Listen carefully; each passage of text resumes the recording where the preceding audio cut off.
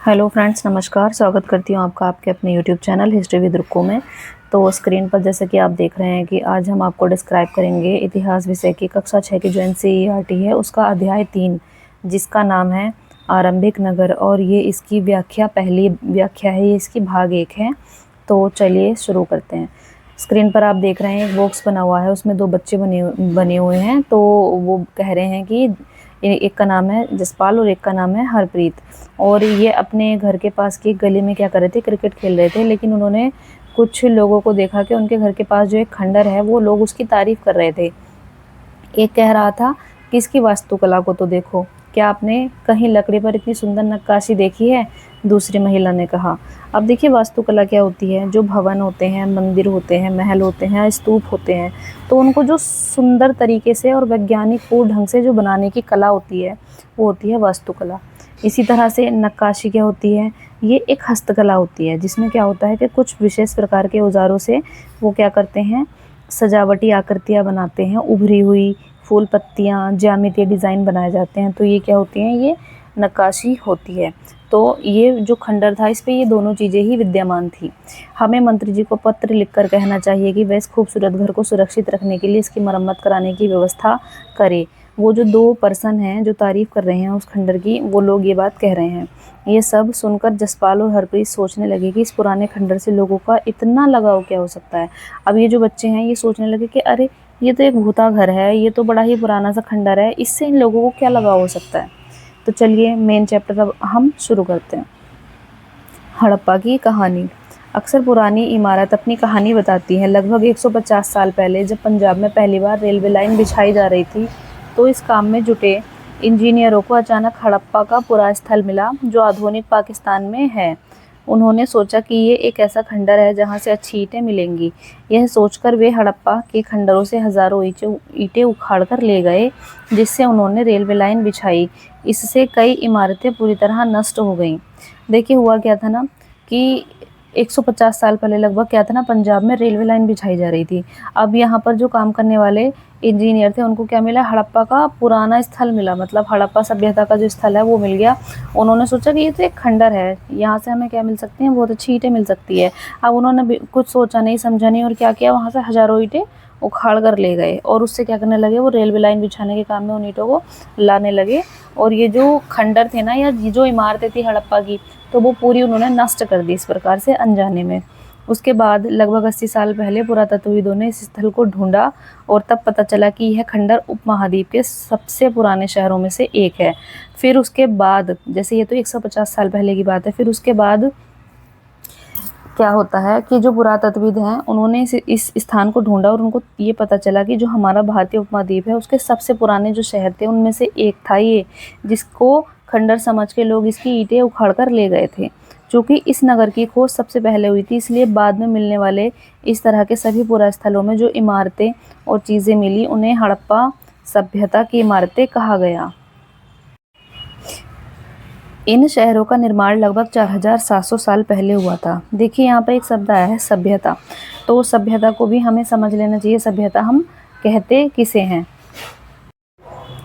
देखिए जो हमारा मानव समाज है, तो जो सभ्यता होती है वो मानव समाज का ऐसा रूप है जिसमें क्या होता है ना, तो जो लोग होते हैं उनका सामाजिक, आर्थिक, सांस्कृतिक और वैज्ञानिक और नैतिक सभी प्रकार से क्या होने लगता है, विकास होने लगता है। और जो विकास का स्तर होता है ना वो काफ़ी ऊंचा होता है। तो जब ऐसी कोई सभ्यता पनप के आती है या ऐसा कोई समाज, मानव समाज पनप के आता है, तो उसको क्या कहते हैं, सभ्यता कहा जाता है। इसी तरह से क्या है, हड़प्पा में भी इन सारी चीज़ों का विकास हो रहा था, तो हड़प्पा को भी क्या कहा गया, सभ्यता कहा गया।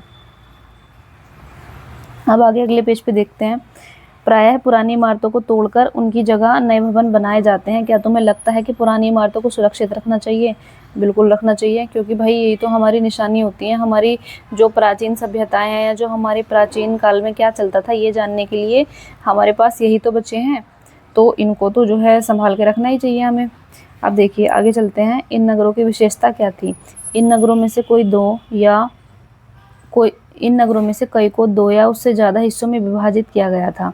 प्रायः पश्चिमी भाग छोटा था लेकिन ऊंचाई पर बना था, और पूर्वी हिस्सा बड़ा था लेकिन यह निचले इलाके में था। ऊंचाई वाले भाग को पुरातत्वविदों ने नगर दुर्ग कहा है और निचले हिस्से को निचला नगर कहा है। देखिए हड़प्पा सभ्यता में जो वो पाए गए ना नगर, तो उसमें उनको क्या था, मतलब क्या है, मुख्यतः वो दो भागों में बटे हुए पाए गए। तो एक तो दुर्ग कहा गया और दूसरा कहा गया निचला नगर या नगर दुर्ग। ठीक है, दोनों हिस्सों की चार दीवारी पकी ईंटों की बनाई जाती थी। देखिए इनको चार दीवारी से घेरा जाता था, ये जो नगर होते थे, और ये ईंटें कैसे बनाई जाती थी, पकाकर बनाई जाती थी। इसकी ईंटें इतनी अच्छी पकी थी कि हजारों साल बाद आज तक उनकी दीवारें खड़ी रहीं। दीवार बनाने के लिए ईंटों की चिनाई इस तरह करते थे जिससे कि दीवारें खूब मजबूत रहें। कुछ नगरों के नगर दुर्ग में कुछ खास इमारतें बनाई गई थी।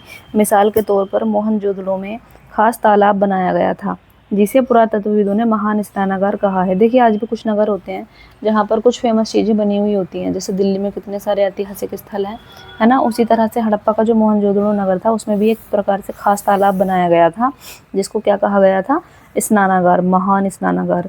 इस तालाब को बनाने में ईंट और प्लास्टर का इस्तेमाल किया गया था। इसमें पानी का रिसाव रोकने के लिए प्लास्टर के ऊपर चारकोल की परत चढ़ाई गई थी।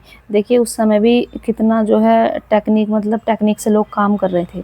इस सरोवर में दो तरफ से उतरने के लिए सीढ़ियाँ बनाई गई थी। सरोवर तालाब को ही कहा गया है और इसमें ना उतरने के लिए अंदर को दो साइड से सीढ़ियाँ बनाई गई थी। जैसे आप गंगा जी में जाते हो तो गंगा जी में घाट नहीं बने हुए होते और सीढ़ियाँ बनी हुई होती हैं, तो बिल्कुल उसी प्रकार से। और चारों ओर कमरे बनाए गए थे। इसमें भरने के लिए पानी कुएं से निकाला जाता था। उपयोग के बाद इसे खाली कर दिया जाता था। शायद यहाँ विशिष्ट नागरिक विशेष अवसरों पर स्नान किया करते थे। देखिए ये जो स्नानागार है इसको माना गया है कि यहाँ पर शायद कुछ विशेष लोग आते होंगे जो यहाँ पर स्नान करते होंगे, और वो भी विशिष्ट अवसरों पर। कालीबंगा और लोथल जैसे अन्य नगरों में अग्निकुंड मिले हैं। देखिए कालीबंगा और लोथल भी क्या है, हड़प्पा सभ्यता के ही स्थान है, और यहाँ पर अग्निकुंड मिले हैं जहाँ संभवतः यज्ञ किए जाते होंगे।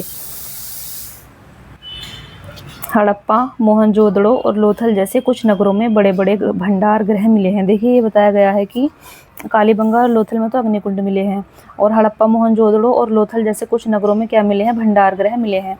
तो आई होप कि आपको ये व्याख्या समझ में आई होगी। तो नेक्स्ट पार्ट हम जल्दी ही लेकर के आएंगे। धन्यवाद।